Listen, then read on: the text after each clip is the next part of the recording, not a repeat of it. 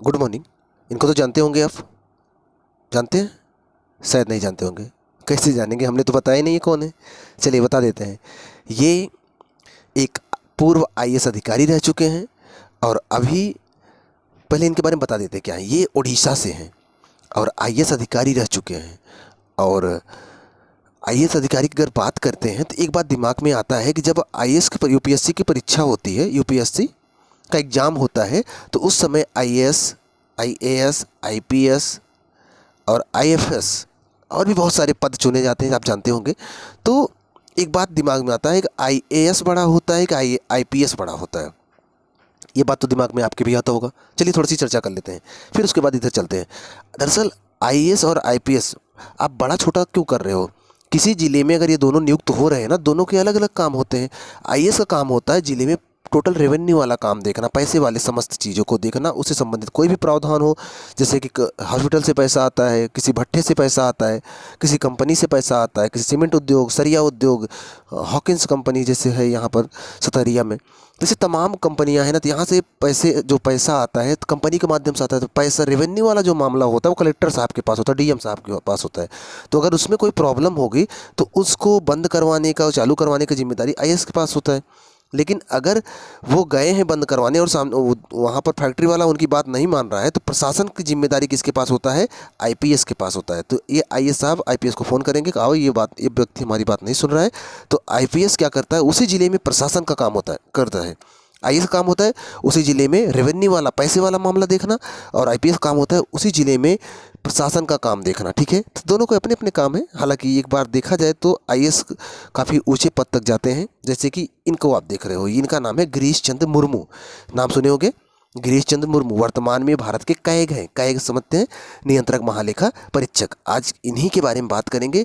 CAG क्या क्या कर सकता है, नियुक्ति कौन करता है, वेतन कितना मिलता है, तमाम चीज़ें, क्योंकि यहाँ से पेपर में क्वेश्चन खूब आते हैं। चलिए शुरू करते हैं कैग के बारे में। कैग नियंत्रक महालेखा परीक्षक, इंग्लिश में बोले तो कंप्ट्रोलर एंड ऑडिटर जनरल बोलते हैं। ठीक है, और अगर पूछा जाए कि ये स्रोत कहाँ से, मतलब ये हमने पद लिया कहाँ से है, तो मुख्यतः इसका स्रोत है ब्रिटेन। ब्रिटेन से लिया गया है। क्लियर रहेगा? चलिए आगे चलते हैं। अगर बात करें संविधान में कहाँ है, तो संविधान के अनुच्छेद 148 से 151 के बीच में है। कितने अनुच्छेद हो गए? 148, 149, 150 और 151, 4 अनुच्छेद।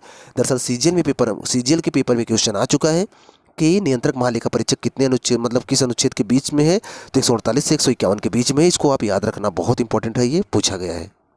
अब आपके दिमाग में बात आता होगा, ठीक है कैग के बारे में हम पढ़ रहे हैं, तो काम क्या है, करते क्या हैं ये, इनका काम क्या है, तो वही चीज़ समझाने चलो। ध्यान से समझिएगा कैग का काम क्या है।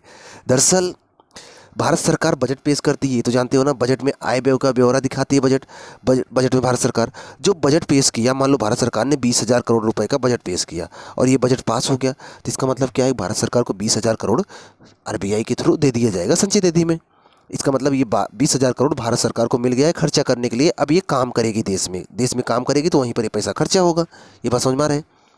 लेकिन भारत सरकार ने जो 20,000 करोड़ लिया है आरबीआई से देश में काम करने के लिए, सही से काम किया है कि नहीं, पैसा सही जगह खर्चा हुआ है कि नेताओं ने अपने घर पे रख लिया है, ये सब जांच करने के लिए कोई पता करने वाला होना चाहिए ना, कि सही जगह पर पैसा खर्चा हुआ है कि नहीं। उसी की जांच करने के लिए ये सर होते हैं कैग साहब, मतलब कि गिरीश चंद्र मुर्मू जो वर्तमान में हैं, 2020 से हैं, तो अभी रहेंगे आगे। तो ये कैग साहब यही जांच करने के लिए होते हैं। ये बात क्लियर है ना? जानते रहिएगा, इनका काम है सरकार ने जो भी खर्चा किया है, कहीं धोखाधड़ी तो नहीं हुआ, कहीं घपला तो नहीं कर लिया है, उन सबकी जाँच करना कैग का काम होता है। बात क्लियर है?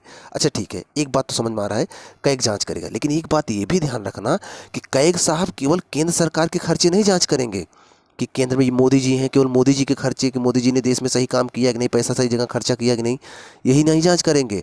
कैग साहब राज्यों में भी जांच करेंगे।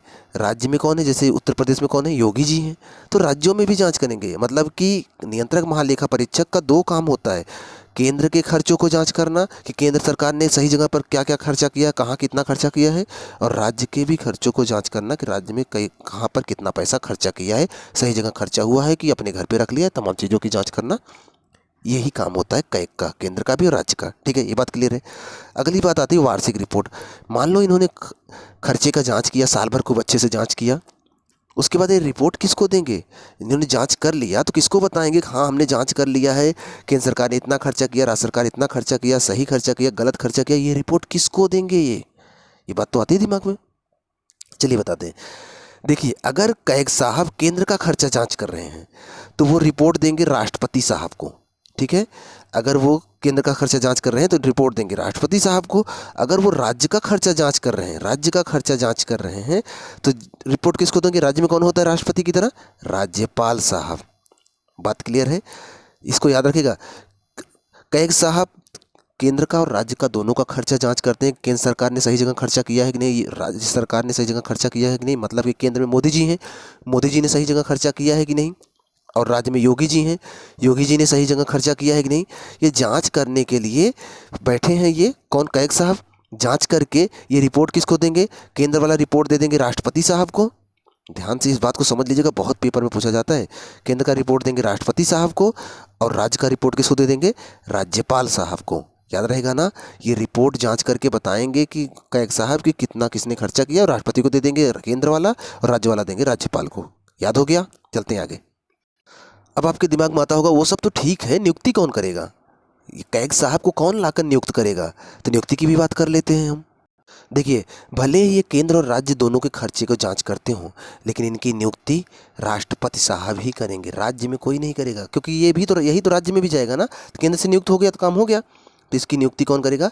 राष्ट्रपति साहब करेंगे कैग की नियुक्ति, ठीक है। उसके बाद केंद्र में भी काम करेगा, राज्य में भी काम करेगा, ठीक है। ये बात तो क्लियर है कि ठीक है, नियुक्ति राष्ट्रपति साहब कर देंगे। हटाएगा कौन? ये भी बात समझ में नहीं आती है कि इनको हटाएगा कौन? हटाना। तो हटाने के लिए क्या होगा? इनको हटाएगा राष्ट्रपति ही, लेकिन किसकी सलाह पर? संसद की सलाह पर। इनको हटाएगा राष्ट्रपति ही, लेकिन संसद की सलाह पर। संसद अगर बोलेगा तभी इनको हटाया जा सके। किस बहुमत से? विशेष बहुमत से, ठीक है। विशेष बहुमत से संसद की सलाह पर इनको राष्ट्रपति हटा सकता है। कौन नियुक्त करेगा? राष्ट्रपति नियुक्त भी करेगा, लेकिन हटा नहीं पाएगा। संसद की सलाह पर, संसद में जब विशेष बहुमत से बिल पारित होगा तभी इनको हटाया जा सकता है। अब आपके दिमाग में आता होगा ठीक है वो सब भी ठीक है, लेकिन कार्यकाल करेंगे काम कितने दिन? कितने दिन काम करेंगे ये? कब तक काम कर सकते हैं? कार्यकाल तो इनका कार्यकाल 6 वर्ष का होता है या फिर 65 वर्ष का। 6 वर्ष मतलब अधिकतम 65 साल तक ही ये अपने कार्यकाल पे रह सकते हैं। इसी बीच अगर 6 वर्ष पूरा हो गया तब भी हट जाएंगे, अगर 65 वर्ष पूरा हो गया तब भी वहाँ हट जाएंगे। जैसे समझाता हूँ, जैसे मान लो कोई 62 साल की उम्र में कैग बना, नियंत्रक मालिका परीक्षक बना, तो 3 साल बाद ही 65 साल का हो जाएगा। तो इसका मतलब 6 साल काम नहीं करेगा, बस 3 साल काम करेगा, 65 के होते ही हटा दिया जाएगा। अगला, अगर कोई 55 साल की उम्र में कैग बना तो 55 में 6 साल जोड़ो, आराम से 61 साल तक काम करे, कोई दिक्कत नहीं है। मतलब कि अधिकतम उम्र 65 साल है, और अगर 65 साल के पहले 6 वर्ष पूरा हो रहा है 6 वर्ष है। क्लियर है? अब आपके दिमाग में आ रहा होगा चलो ठीक है, कार्यकाल में पता चल गया वेतन कितना मिलेगा, कितना कमाएंगे ये, तो ये भी बता देता हूँ मैं आपको। इनका वेतन है 2.5 लाख रुपया। 2.5 लाख, 2,50,000 रुपया हर महीने मंथली मिलेगा इनको। 2.5 लाख रुपया पर महीने। किसके बराबर है ये? कितना मिलता है? इतना पैसा किसको मिलता है? 2.5 लाख रुपये पर मंथ किसको मिलता है? एक तो कैग को मिलेगा, इसके अलावा मिलता है सुप्रीम कोर्ट के जज को भी इतना ही मिलता है। मुख्य न्यायाधीश को 2,80,000 मिलता है, बाकी अन्य न्यायाधीश को 2,50,000 ही मिलता है। सुप्रीम कोर्ट के जज की बात कर रहा हूँ, ठीक है। तो उसी के बराबर मिलेगा, ध्यान रखना इसको। अब आपके दिमाग में आता होगा ठीक है वो भी ठीक है, त्यागपत्र किसको देंगे? मान लो इनको अपना अपना पद छोड़ना चाहते, नहीं काम करना चाहते, तो किसको त्यागपत्र दे देंगे? तो सिंपल सी बात है, जिन्होंने इनको नियुक्त किया उसको त्यागपत्र दे देंगे। मतलब अपना त्यागपत्र देंगे राष्ट्रपति साहब को। बात क्लियर है? अच्छा ठीक है, वो भी आपको समझ में आता है। तो इनको शपथ कौन दिला देगा? आपके दिमाग में यह भी आता होगा कि ठीक है, अगर राष्ट्रपति साहब इनको नियुक्त करेंगे, राष्ट्रपति साहब इनको हटा सकते हैं संसद की सलाह पर, और राष्ट्रपति साहब को एक त्यागपत्र भी दे सकते हैं, तो शपथ इनको कौन दिलाएगा इनके पद का? ये भी जानते रहेगा, इनको इनके पद का शपथ राष्ट्रपति साहब ही दिलाएंगे। देखो कितना सरल है, हर जगह राष्ट्रपति ही छाया हुआ है, याद कर लो। कोई भी क्वेश्चन आएगा गलत नहीं होगा, क्योंकि राष्ट्रपति ही हर जगह हैं यहाँ पर। राष्ट्रपति साहब के अलावा कोई नहीं आता इनके आसपास। तो राष्ट्रपति के अनुसार ही, अनुसूची 3 के अनुसार इनको शपथ दिला दिया जाता है। अब एक बात दिमाग में आता होगा, शपथ तो बता दिया राष्ट्रपति साहब दिलाते हैं, एक बात दिमाग में आता होगा कि भारत के प्रथम नियंत्रक महालेखा परीक्षक कौन थे? अगर पूछ लिया गया ये आपसे कौन थे, तो आपके दिमाग में होना चाहिए वी नरहरि राव। वी नरहरि राव भारत के प्रथम नियंत्रक महालेखा परीक्षक थे। ये बात पता रहनी चाहिए। दूसरी बात, वर्तमान में कौन है? वर्तमान कैग कौन है पता है? अरे अभी शुरू में दिखाए ना गिरीश चंद्र मुर्मू जी, जिसकी फ़ोटो शुरू में देखे थे आप, वही वर्तमान में है। ठीक है, याद रहेगा ये। एक बात और जानते रहिएगा, जो कैग होता है ना, सीएजी, इनकी जो रैंक होती है सुप्रीम कोर्ट के जज के बराबर होती है। ध्यान रखना, देखो उनको वेतन भी तो उन्हीं के बराबर मिल रहा है ना, तो याद हो जाएगा। और एक बात जानते रहिएगा, 1976 के पहले ऑडिट का काम और अकाउंट का काम कैग ही साहब करते थे, नियंत्रक महालेखा परीक्षक ही साहब करते थे। लेकिन वर्तमान में ऑडिट का काम कैग करता है, लेकिन अकाउंटिंग का काम सीजीए करता है। ध्यान रखना, कंट्रोलर जनरल अकाउंट करता है। ठीक है, सीजीए याद रहेगा ना, इसको याद रखना। हालांकि ये आपके काम का नहीं है, अगर ना भी याद रहे तो कोई प्रॉब्लम नहीं है। हमने कैग आपको समझा दिया, इतना याद रखना, जितना बताएं इतना याद रखोगे ना, पेपर में कोई क्वेश्चन गलत नहीं होगा। थोड़ा सा संवैधानिक प्रावधान अगर देखना चाहें तो संविधान के अनुच्छेद 148 में कैग की नियुक्ति, हटाना, त्यागपत्र, तमाम वेतन भत्ते, हर चीज़ के बारे में, सेवा शर्तों के बारे में अनुच्छेद 148 में उसका वर्णन है। अनुच्छेद 149 में क्या है? तो 149 में इनके कार्य और शक्तियाँ हैं। अनुच्छेद 149 में कैग के कार्य और शक्तियाँ हैं। और अनुच्छेद 150 में क्या है? तो 150 में लेखा का प्रारूप कैसा होगा ये राष्ट्रपति तय करेंगे। मतलब कैग जो लेखा बनाएंगे उसका प्रारूप कैसा होगा ये राष्ट्रपति साहब बताएंगे। ठीक है।